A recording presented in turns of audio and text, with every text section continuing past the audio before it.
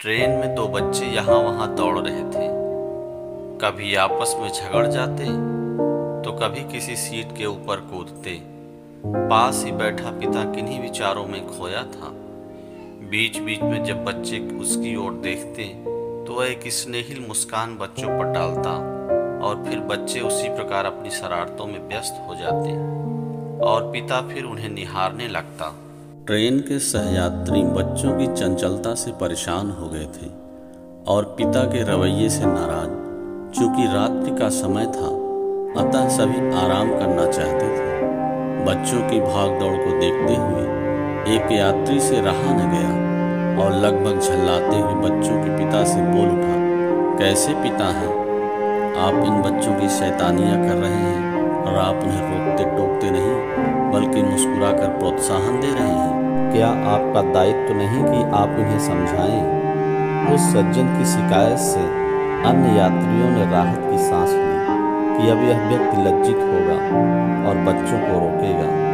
परंतु उस पिता ने कुछ क्षण रुक कर कहा कि कैसे समझाऊं, यही सोच रहा हूं भाई साहब। यात्री बोला, मैं कुछ समझा नहीं। व्यक्ति बोला, मेरी पत्नी अपने मायके गई थी, वहाँ एक दुर्घटना के चलते उसकी मौत हो गई। मैं बच्चों को उनके अंतिम दर्शनों के लिए ले जा रहा हूँ और इसी उलझन में हूँ कि कैसे समझाऊं कि इन्हें अब अपनी माँ को कभी देख नहीं पाएंगी।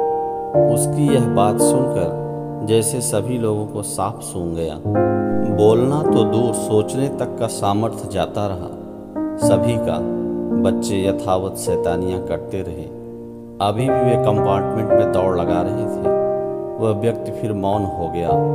वातावरण में कोई परिवर्तन न हुआ, पर वे बच्चे अब उन यात्रियों को शैतान अशिष्ट नहीं लग रहे थे, बल्कि ऐसे नन्हे कोमल पुष्प लग रहे थे जिन पर सभी अपनी ममता उड़ेलना चाह रहे थे।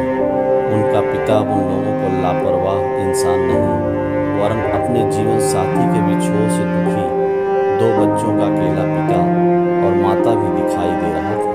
कहने को तो यह एक कहानी है, सत्य या असत्य, पर एक मूल बात यह अनुभूत हुई कि आखिर क्षण भर में इतना परिवर्तन कैसे सभी के व्यवहार में आ गया। क्योंकि इनकी दृष्टि में परिवर्तन आ चुका था।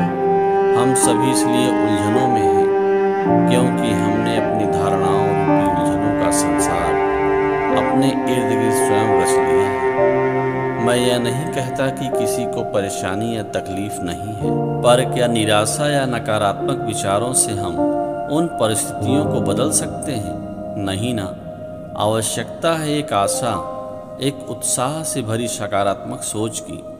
फिर परिवर्तन तत्क्षण आपके भीतर आपको अनुभव होगा। उस लहर में हताशा की मरुभूमि भी नंदनवन की भांति सुरभित हो उठेगी। दोस्तों, बदला जाए दृष्टिकोण तो इंसान बदल सकता है। दृष्टिकोण के परिवर्तन से सारा जहां बदल सकता है।